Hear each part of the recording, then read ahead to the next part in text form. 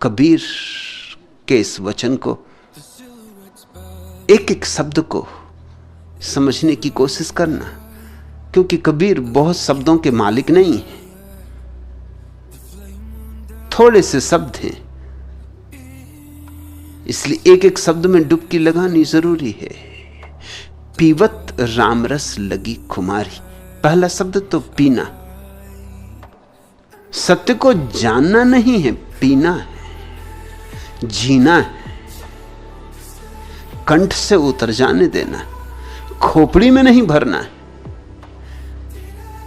प्राणों में, अंतरंग तक पहुंच जाने देना है। क्यों? क्योंकि सत्य कोई कुतूहल नहीं है, कोई जिज्ञासा नहीं है, प्यास है। और प्यास तो पीने से मिटेगी, और भूख तो भोजन से मिटेगी। लाख प्यासे आदमी के सामने बैठ के तुम जल की चर्चा करते रहो, सारा विज्ञान जल का समझा दो, यह भी बता दो कि ऑक्सीजन और उदजन के परमाणुओं से मिलकर जल बनता है, H2O का फार्मूला भी पूरा का पूरा समझा दो, फिर भी क्या होगा? प्यासा कहेगा बकवास बंद करो, मुझे प्यास लगी, मुझे पानी दो, मुझे पानी के संबंध में नहीं जानना है। पानी के संबंध में जान के क्या करूंगा? जानने से क्या होगा? जानने को पीऊं, खाऊं, ओढ़ूं, क्या करूं? पानी दो, मुझे पीना है। और ध्यान रहे कि पीने के लिए जानना जरूरी नहीं। अगर पीने के लिए जानना जरूरी होता तो आदमी कभी का मर चुका होता, क्योंकि ये H2O का फार्मूला तो अभी अभी इस सदी में जाना गया, और आदमी तो करोड़ों साल से जी रहा। और आदमी ही क्यों, अरे जानवर भी पी रहे हैं, पशु भी पी रहे हैं, पक्षी भी पी रहे हैं। पशु पक्षी ही क्यों, वृक्ष भी पी रहे हैं बिना ही जाने। कुछ पता नहीं कि पानी का शास्त्र क्या है, और पिए जा रहे हैं। देखते हो ये धांधली, कुछ होश है ना हवास है। वृक्ष पी रहे हैं पानी, पी ही नहीं रहे हैं, मस्त हो रहे हैं पी पी के, नाच रहे हैं हवाओं में, सूरज की किरणों में, फूल खिल रहे।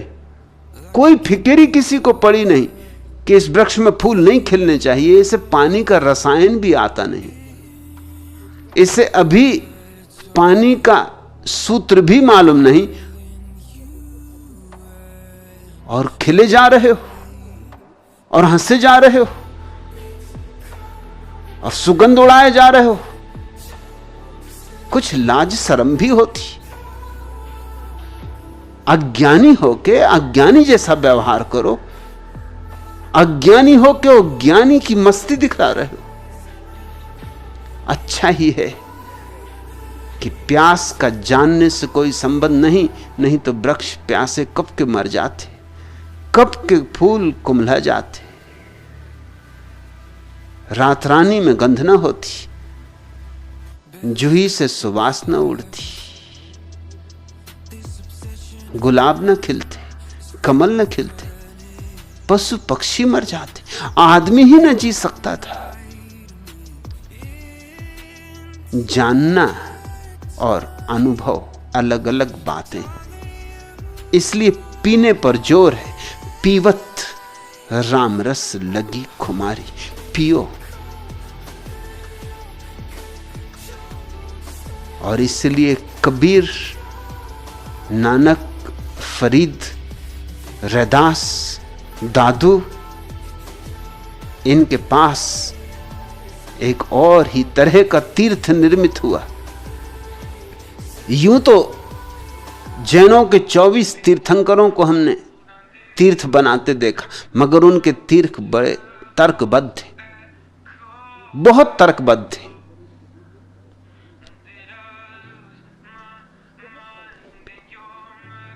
कबीर ने भी तीर्थ बनाया, मगर वो तर्कबद्ध तीर्थ नहीं, वह तीर्थ और ही ढंग का है, सत्संग का है। सदगुरु के पास बैठो, डोलो, गाओ, नाचो, कभी चुप्पी में, कभी उसकी वाणी में डूबो, कभी उसके मौन को पियो, कभी उसके मुखरता को पियो, कभी उसके गीत को जियो, कभी उसके शून्य को। बैठो सत्संग में, चुप, मौन, खाली, जैसे कोई प्याली कि वो बरसे तो तुम्हारी प्याली में जगह हो। सदगुरु तो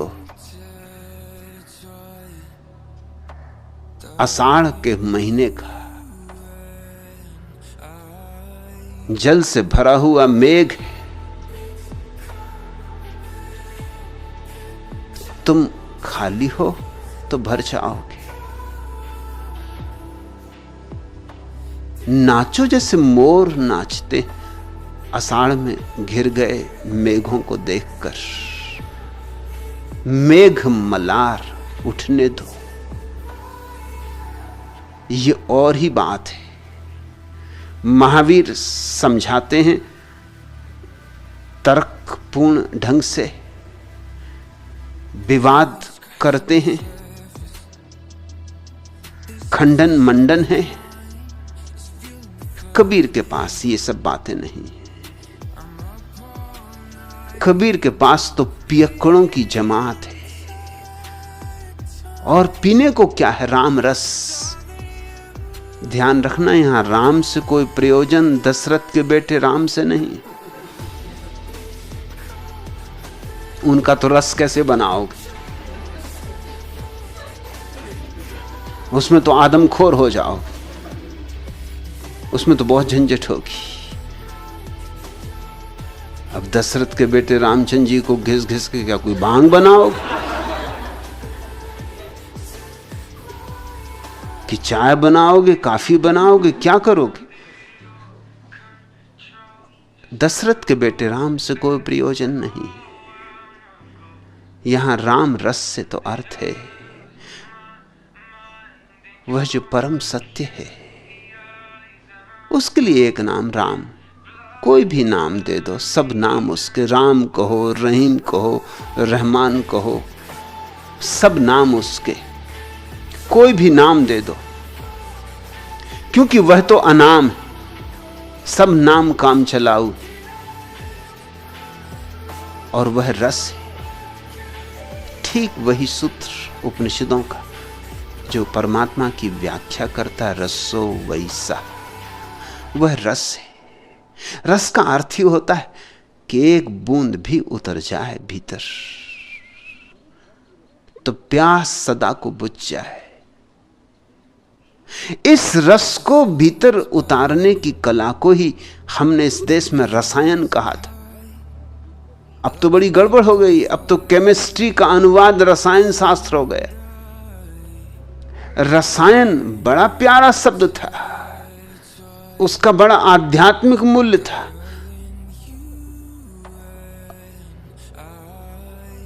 केमिस्ट्री को रसायन ना कहो तो अच्छा। अल्केमी का नाम था रसायन।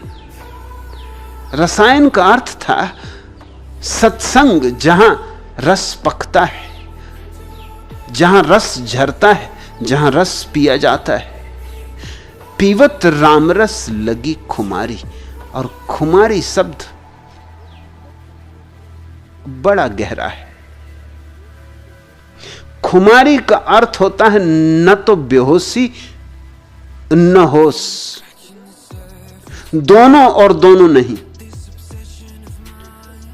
कुछ कुछ होश, कुछ कुछ बेहोशी, दोनों का मिलन जहां हो रहा है, वह संध्या काल, जहां दिन मिलते हैं और रात मिलती। न कह सकते हो दिन है, न कह सकते हो रात है। ऐसी ही एक भीतर अवस्था है, जब एक तरफ से देखो तो लगता है खुमारी। डोलते देखोगे, मस्त होते देखो, दूसरी तरफ से देखोगे तो पाओगे सब स्थिर, स्थिति प्रज्ञ को पाओगे। एक तरफ मीरा का नाच और एक तरफ बुद्ध का मौन। ये दोनों जहां मिल गए हैं उसका नाम खुमारी। बुद्ध से पूछोगे खुमारी तो बुद्ध कुछ उत्तर न दे सकेंगे, बुद्ध चुप रह जाएंगे, उनके तर्कशास्त्र में खुमारी ना जमेगी। बुद्ध तो सिर्फ होश की बात करेंगे, जागृति, स्मृति। महावीर भी विवेक की बात करेंगे, बोध की बात करेंगे। जैसे कृष्णमूर्ति अवेयरनेस की बात करते, खुमारी की बात नहीं कर सकते। कृष्णमूर्ति वही बुद्ध और महावीर की परंपरा के अंग, उसी श्रृंखला के। लाख इंकार करें, इंकार करने से क्या होता है? असल में इतना इंकार करते हैं उससे ही जाहिर होता है कि कहीं ना कहीं उनको डर लगा ही हुआ है कि कहीं मैं भी उसी श्रृंखला में ना गिन लिया जाऊं। वो भय ही बता रहा है।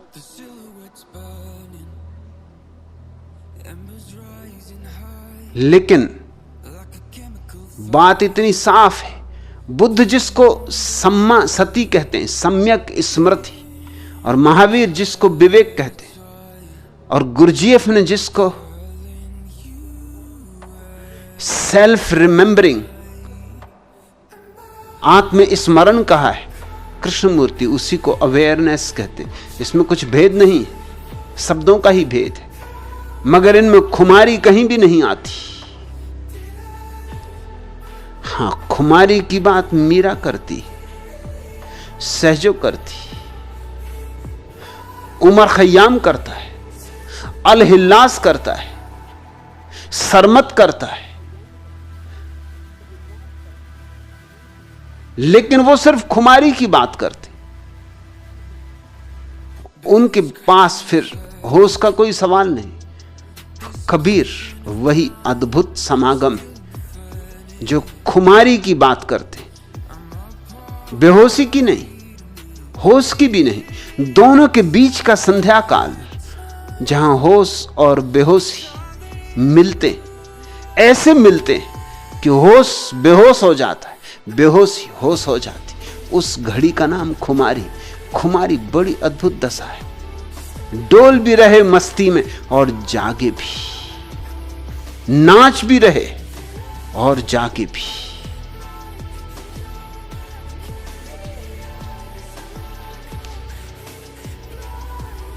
गीत को उठने दो, गीत को उठने दो और साज को छिड़ जाने दो। गीत को उठने दो और साज को छिड़ जाने दो। चुप्पी को छूने दो, लफ्जों के नर्म तारों को। चुप्पी को छूने दो, चुप्पी को छूने दो, लफ्जों के नर्म तारों को। और लफ्जों को चुप्पी की गजल गाने दो। गीत को उठने दो और साज को छिड़ जाने दो। खोल दो खिड़कियां सब और उठा दो पर्दे। नई हवा को जरा बंद घर में आने दो। छत से है झांक रही कब से चांदनी की परी। दिया बुझा दो, आंगन में उतर आने दो। फिजा में छाने लगी है, फिजा में छाने लगी है बाहर की रंगत। फिजा में छाने लगी है बाहर की रंगत। जूही को खिलने दो, जूही को खिलने दो। चंपा को महक जाने दो। गीत को उठने दो और साज को छिड़ जाने दो। जरा संभलने दो मीरा की थिरकती पायल। जरा संभलने दो, जरा संभलने दो मीरा की थिरकती पायल। जरा गौतम के सधे पांव बहक जाने दो। जरा संभलने दो मीरा की थिरकती पायल। जरा गौतम के सधे पांव बहक जाने दो। गीत को उठने दो और साज को छिड़ जाने दो। हंसते ओंठों को जरा चखने दो अश्कों की नमी, और नम आंखों को जरा फिर से मुस्कुराने दो। हंसते ओंठों को जरा चखने दो अश्कों की नमी, और नम आंखों को जरा फिर से मुस्कुराने दो। दिल की बातें अभी झरने दो हर सिंगारों सी, बिना बातों के कभी आंख को भराने दो। रात को कहने दो कलियों से राज की बातें, गुलों के ओंठों से उन राजों को खुल जाने दो। जरा जमी को अब उठने दो अपने पांवों पर, जरा आकाश की बाहों को भी झुक जाने दो। जरा जमी को अब उठने दो अपने पांवों पर, जरा आकाश की बाहों को भी झुक जाने दो। गीत को उठने दो और साज को छिड़ जाने दो। जरा संभलने दो मीरा की थिरकती पायल, जरा गौतम के सधे पांव बहक जाने दो। कभी मंदिर से भी उठने दो अजान की आवाज, कभी मंदिर से भी उठने दो अजान की आवाज। कभी मस्जिद की घंटियों को भी बज जाने दो, कभी मस्जिद की घंटियों को भी बज जाने दो। पिंजरे के तोतों को दोहराने दो झूठी बातें, अपनी मैना को तो पर खोल चहचहाने दो। उनको करने दो मुर्दा रस्मों की बर्बादी का गम, हमें नई जमीन नया आसमां बनाने दो। एक दिन उनको उठा लेंगे इन सर आंखों पर, आज जरा खुद के तो पांवों को संभल जाने दो। एक दिन उनको उठा लेंगे इन सर आंखों पर, आज जरा खुद के तो पांवों को संभल जाने दो। गीत को उठने दो और साज को छिड़ जाने दो। जरा संभलने दो मीरा की थिरकती पायल, जरा गौतम के सधे पांव बहक जाने दो। जरा सागर को बरसने दो बनकर बादल, और बादल की नदी सागर में खो जाने दो। जरा चंदा की नर्म धूप में सेंकने दो बदन, जरा सूरज की चांदनी में भीग जाने दो। उसको खोने दो जो कि पास कभी था ही नहीं। उसको खोने दो जो कि पास कभी था ही नहीं। जिसको खोया ही नहीं उसको फिर से पाने दो। उसको खोने दो जो कि पास कभी था ही नहीं, जिसको खोया ही नहीं उसको फिर से पाने दो। गीत को उठने दो और साज को छिड़ जाने दो।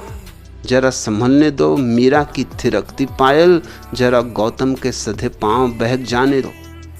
अरे हाँ हुए हम लोगों के लिए दीवाने, अब लोगों को भी कुछ होश में आ जाने दो।